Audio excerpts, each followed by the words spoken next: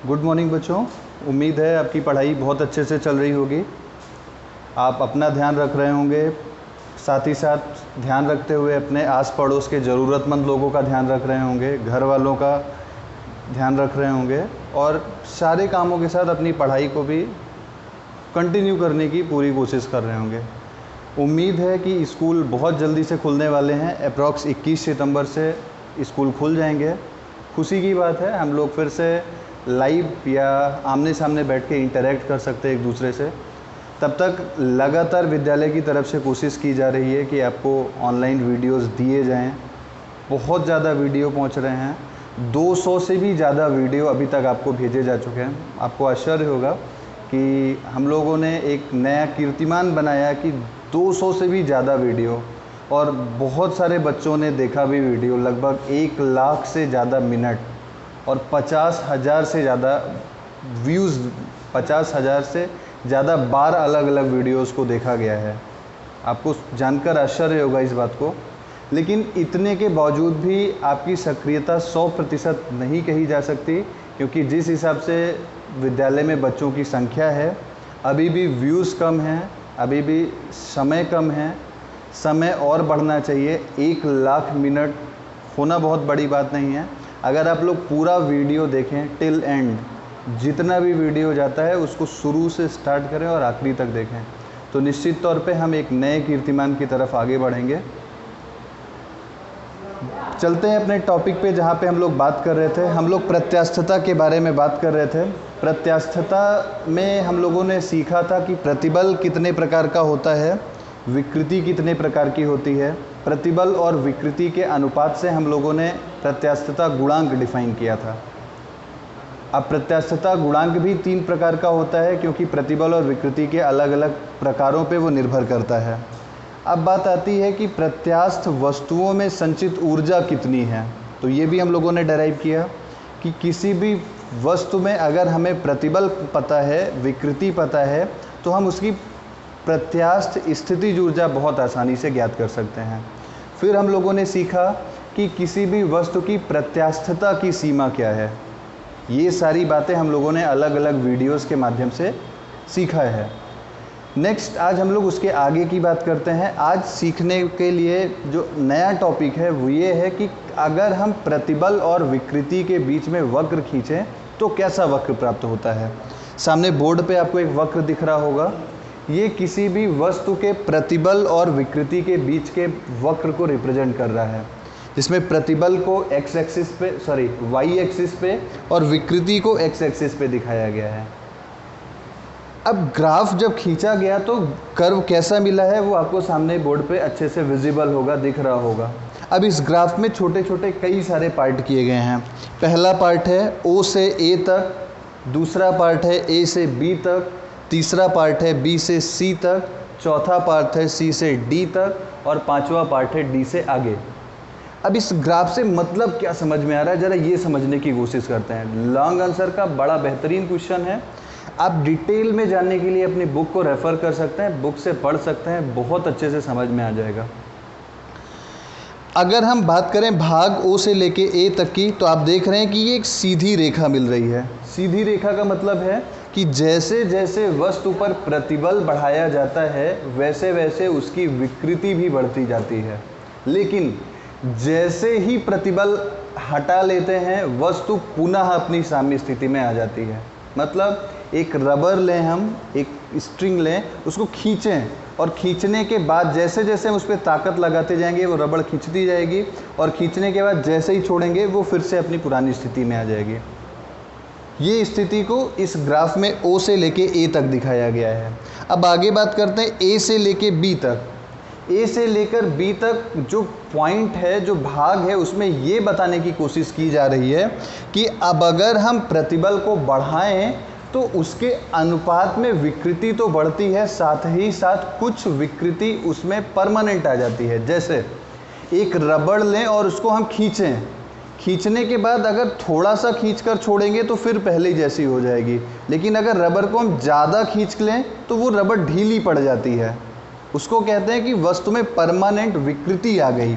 अब B point अपने सामान्य पॉइंट से कितना वेरी कर रहा है यहाँ पे कुछ भी मान लेते हैं x, ये जो OX पॉइंट है इसको कहते हैं ये परमानेंट विकृति का भाग है। अब इस भाग में प्रतिबल बढ़ाने पे विकृति बढ़ी तो है, लेकिन प्रतिबल हटा लेने के बाद वस्तु पूरी तरह से साम्य स्थिति में नहीं पहुंची है।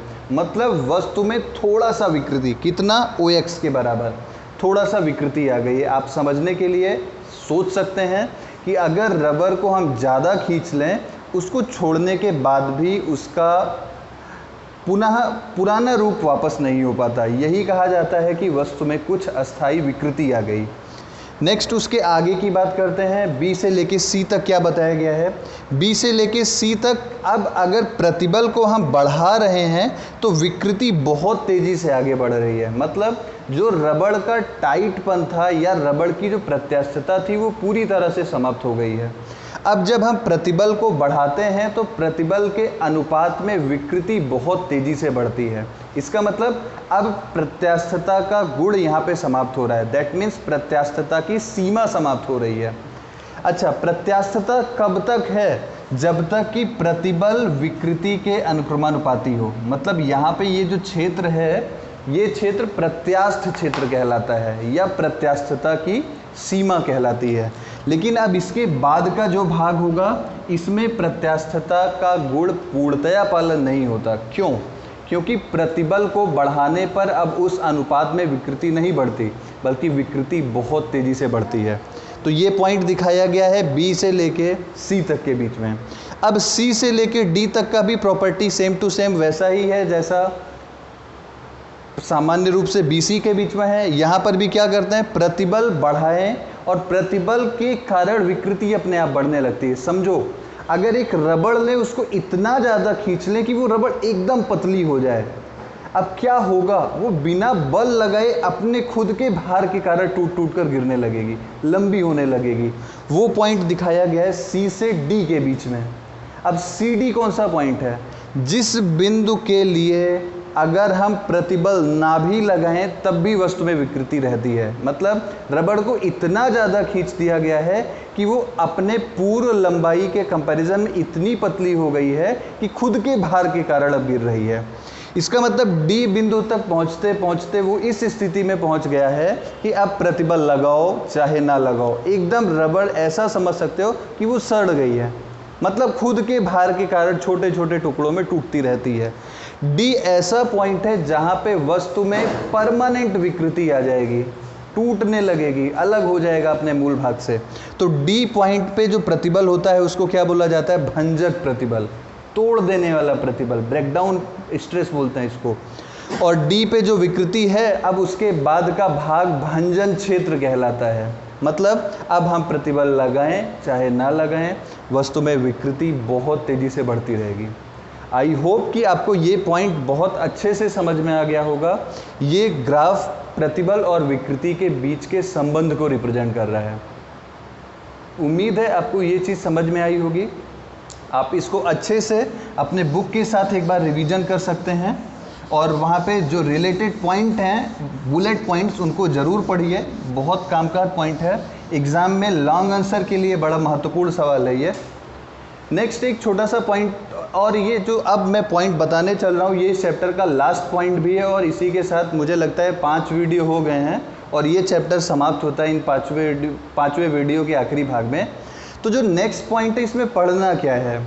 अगर हम 2 दृढ़ बिंदु कर लें, एक बिंदु यहाँ पे, दूसरा बिंदु यहाँ पे, और इसके बीच में कोई तार टाइट करें, तार लगा दिया, मान लेते हैं तार की लंबाई कितना है, L। अगर इस तार को गर्म किया जाए, इसका टेम्परेचर पहले T था, इसके टेम्परेचर को इंक्रीज़ करके T + ΔT करें। अब भैया पूछेगा कि इस तार में कितना तनाव उत्पन्न होगा। अब वो गर्म होने के बाद टाइट हुआ, टाइट होने के बाद अब दोनों बिंदुओं के बीच में जो दृढ़ सिरों से कसा हुआ तार है उसमें कितना तनाव उत्पन्न होगा, ये हमको बताना है। अब ज़रा ध्यान से सोचिए, ताप बढ़ाने के बाद मान लेते हैं लंबाई में परिवर्तन कितना हुआ। जब ताप T था तो लंबाई L थी, जब ताप बढ़ के T + ΔT हो गया तो लंबाई मान लेते हैं L + ΔL हो गई। अब हमको पता है, कक्षा 10 में हम लोगों ने पढ़ा था रेखीय प्रसार गुणांक।